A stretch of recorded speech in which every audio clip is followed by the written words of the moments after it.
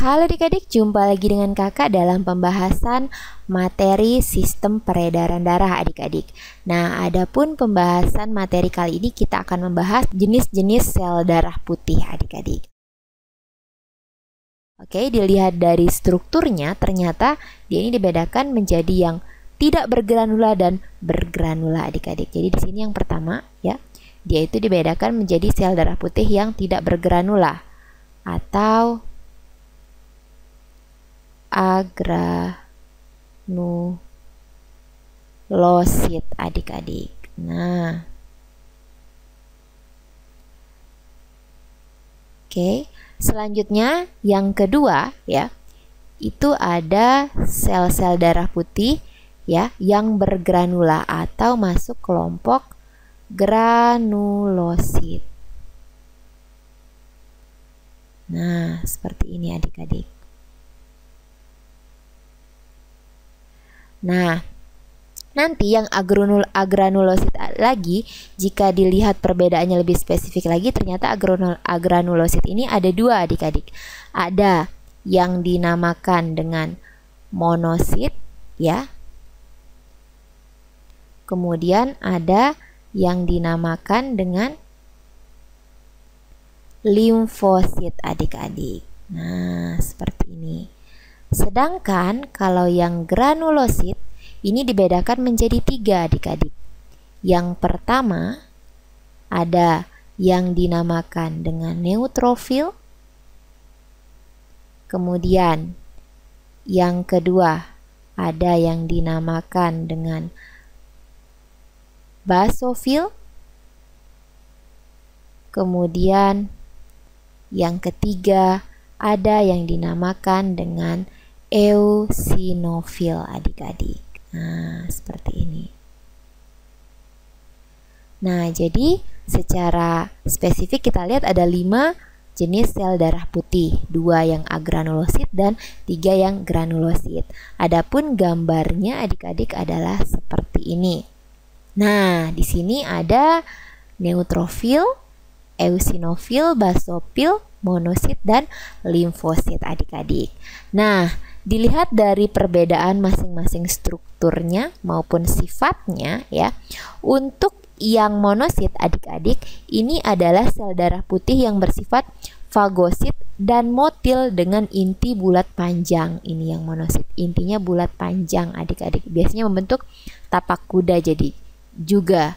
Nah, jadi di sini untuk monosit adik-adik, di sini sifatnya itu yang pertama adalah fagosit.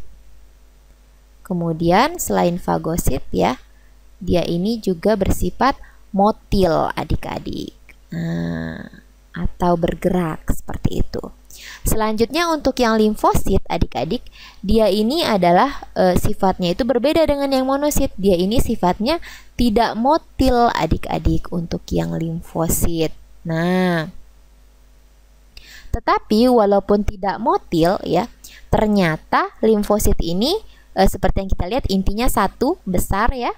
Kemudian dia ini berfungsi untuk kekebalan. Nah, limfosit ini membentuk 25% dari seluruh jumlah sel darah putih. Wah, ternyata banyak juga ya. Jadi 1/4 dari jumlah sel darah putih kita itu adalah limfosit adik-adik. Nah, sel ini dibentuk di dalam kelenjar limfa dan dalam sumsum tulang. Nah, nanti sel ini dibagi lagi, ada yang limfosit besar dan limfosit kecil adik-adik. Nah, demikian untuk yang jenis sel yang termasuk ke dalam agranulosit. Selanjutnya yang granulosit adik-adik. Di sini terdiri dari neutrofil, ya, basofil dan eosinofil.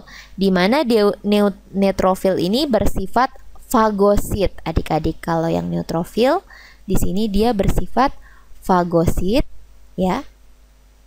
Kemudian dia ini intinya bermacam-macam. Kita lihat di sini yang neutrofil ya.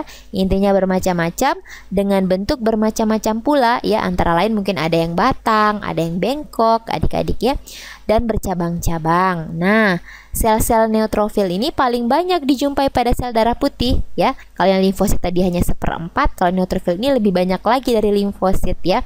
Jadi sel golongan ini dia biasanya mewarnai dirinya dengan pewarna netral atau campuran.